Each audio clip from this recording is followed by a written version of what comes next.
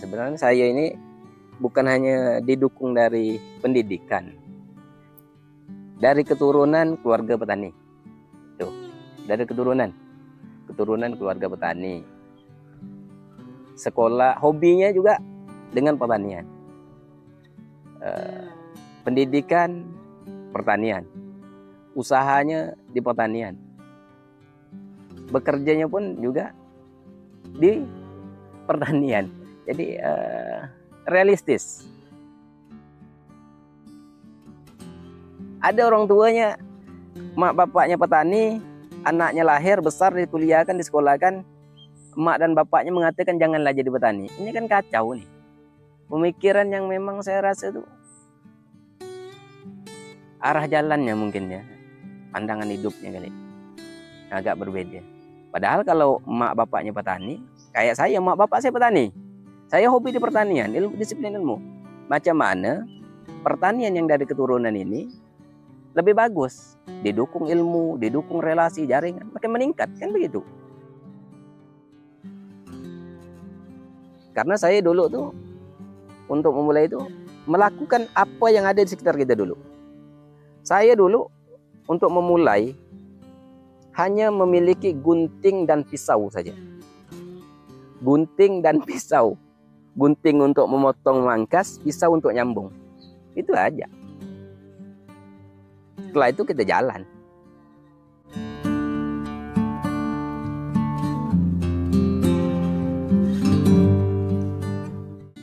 Bismillahirrahmanirrahim. Assalamualaikum warahmatullahi wabarakatuh. Perkenalkan, nama saya Rudianto, biasa akrab dipanggil Ian. Ya, kebetulan hari ini saya berada di kebun bunga Mitra Asri cabang Mempawah yang letaknya di Desa Sejegi, Kecamatan Mempawah Timur, Kabupaten Mempawah.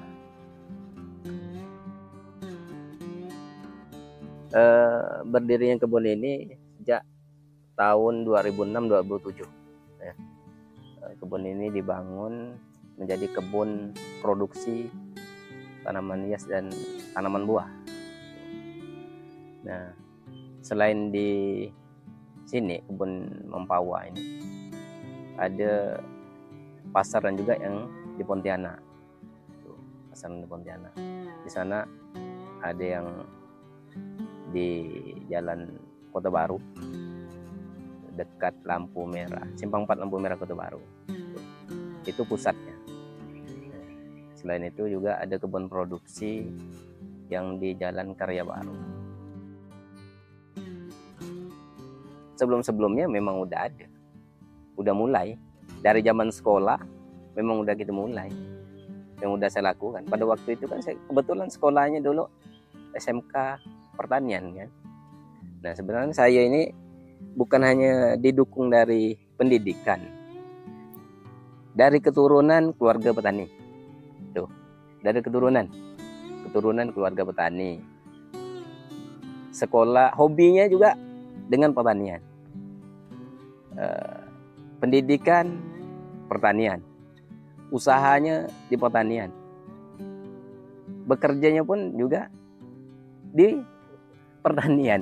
Jadi realistis. Dari hobi, dari keturunan, dari pendidikan, semua mendukung. Nah, ini yang membuat kita memang terus bertahan. Relasi, jaringan juga kita bangun yang ada kaitan dengan kita gitu. Ya, kalau ada usaha yang lain tuh nyimpang-nyimpang ada gitu. Tapi profesional kita memang di sini, di pertanian. Sampai saya bikin channel YouTube pun ada, anak keturunan petani namanya. Sampai situ kita buat sampai ke situ. Saya pernah mengutip bahasa dari luar. Tidak ada pertanian itu tidak ada makanan. Tidak ada makanan berarti tidak ada kehidupan. Betapa pentingnya pertanian. Nah, kalaupun kita ada perkembangan pekerjaan atau usaha yang lain, juga kita lihat nih orang-orang berlomba-lomba nih di bidang lain meninggalkan pertanian. Sebenarnya itu karena mereka belum ada waktu, belum ada kesempatan sih di pertanian. Karena mereka belum tahu.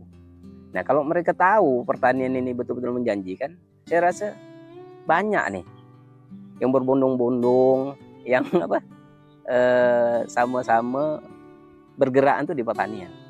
Kalau mereka tahu, mereka paham kan itu. Karena pertanian ini modalnya kecil, untungnya besar. Contoh, satu biji cabai itu menghasilkan satu tanaman. Satu tanaman itu bisa menghasilkan 1 kilo buah cabai kan, begitu. Nah, kalau dari 1 kilo buah cabai, kalau kita semai lagi bibitnya, berapa juta benih, berapa juta bibit yang bisa kita hasilkan dari satu. Perbandingannya pertanian itu 1:10 sebenarnya. Kalau mereka yang udah punya waktu, yang udah punya kesempatan di sini, yang betul-betul melirik secara fokus ya. Kalau mereka tahu, karena mereka tidak tahu, ini menganggapnya sebelah mata. Pertanian itu kotor, pertanian itu tidak menjanjikan. Padahal kehidupan itu dari pertanian. Tanaman buah, bibit tanaman buah, bibit tanaman hias, media tanam, kompos, bokasi, memang produk-produk yang di pertanian. Pupuknya juga gitu ada, untuk penawaran jasa pertamanan dan segala macam juga kita tangani. Banyak sebenarnya peluang pertanian tuh kalau kita runut dari awal itu, dari hulu sampai hilir itu ada banyak itu. Tinggal kita jeli atau tidak menyikapnya. Nah, dari yang kecil sampai yang besar, hulu hilir. Karena pertanian ini kalau tidak kita persiapkan hulu dan hilirnya, kalau kita hanya mengelola di hulu, hilirnya tidak ada, tidak bisa. Sebenarnya setiap usaha tuh tetap ada kendala, tetap ada hambatan-hambatan tetap ada. Tapi kita waktu saya berpikirnya gini, saya ada masa-masa kita stagnan, mau berhenti sementara stagnan, tapi kita cari solusi. Ini penyebabnya nih kita stagnan nih apa?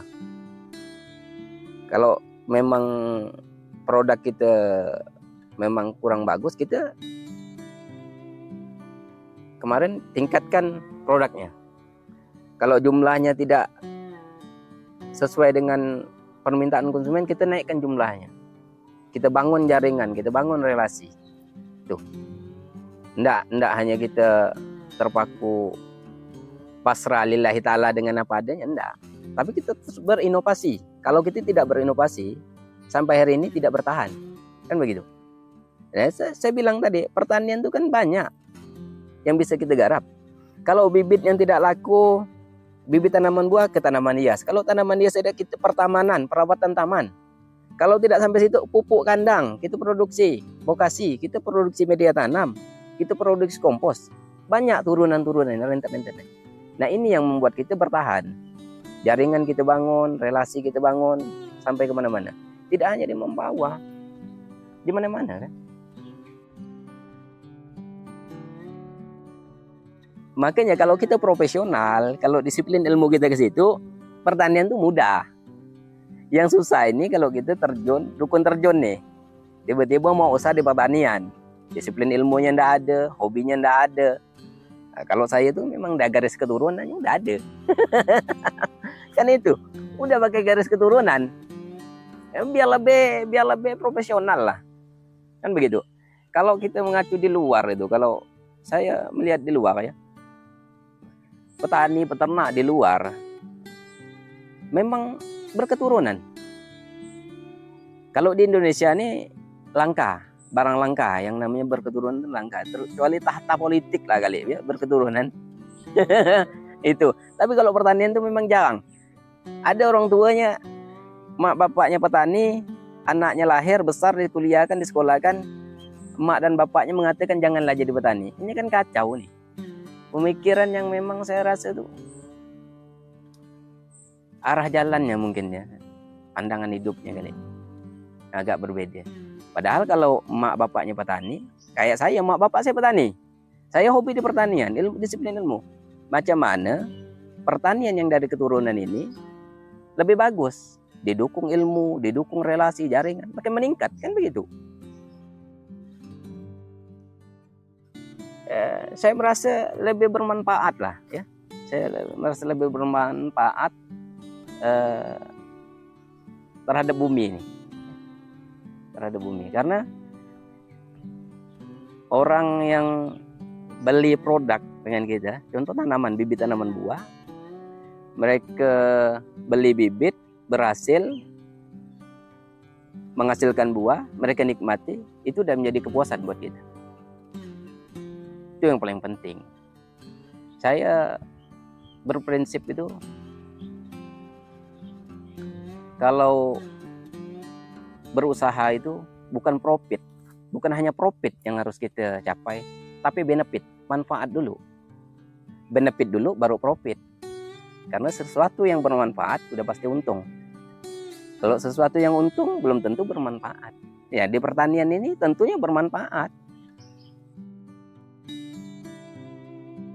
Kalau hasil sih alhamdulillah ya. Hasilnya apa yang diinginkan tuh tercapai, terwujud. Dan kita kebanyakan tuh memang memberikan manfaat terhadap orang lain. Memberikan manfaat terhadap orang lain, sebagian juga untuk berinvestasi. Investasi tidak jauh-jauh, tetap lagi di dunia pertanian. Investasi lahan, kan begitu. Usaha di pertanian, tidak menyimpang lah. Itu. Kalau dia berupa materi yang lain, yang materi lah gitu, apa yang kita inginkan tercapai, alhamdulillah. Tidak terlalu banyak sih syaratnya. Mulai dulu. Kalau kita mau usaha di pembibitan, mulai dulu. Nih tahapan awalnya apa sih pembibitan? Jangan hanya rencana saja, kan itu. Mulai dulu nih. Kalau kita di pembibitan berarti bibit-bibit pohon induk yang kita siapkan. Kalau kita mau lanjut lagi ke pembibitan yang lebih besar, kita cari relasi jaringannya. Itu yang paling penting. Yang satu profesi lah, satu frekuensi dengan kita. Jangan sampai kita mau usaha pertanian, kita punya jaringan, orang tukang jual ikan, kan tidak mungkin. Mulai saja. Karena saya dulu tuh, untuk memulai itu, melakukan apa yang ada di sekitar kita dulu. Saya dulu, untuk memulai, hanya memiliki gunting dan pisau saja. Gunting dan pisau. Gunting untuk memotong mangkas, pisau untuk nyambung. Itu aja. Awal saya melakukan waktu itu tuh, dan bergerak di pertanian ini, dari masarkan pertamanya. Dari masarkan produk yang dulu hasil praktek. Hasil praktek waktu itu nyambung durian, jangkok jambu air, jambu batu. Hasil praktek karena banyak, ada guru yang memang mempercayai saya waktu itu untuk memasarkannya, saya pasarkan. Nah, dari hasil masarkan itu, saya dapat beli alat, pisau dan gunting. Itu, awal mulanya itu aja. Kan praktek kan ditanggung waktu itu, karakternya ditanggung, guntingnya juga dipinjamkan dari pihak sekolah. Dan ini saya rasa peluangnya waktu itu saya cukup masarkan saja. Ya, itu yang membuat saya sampai hari ini masih bertahan. Awal mulai itu. Nggak ada yang lain-lainnya.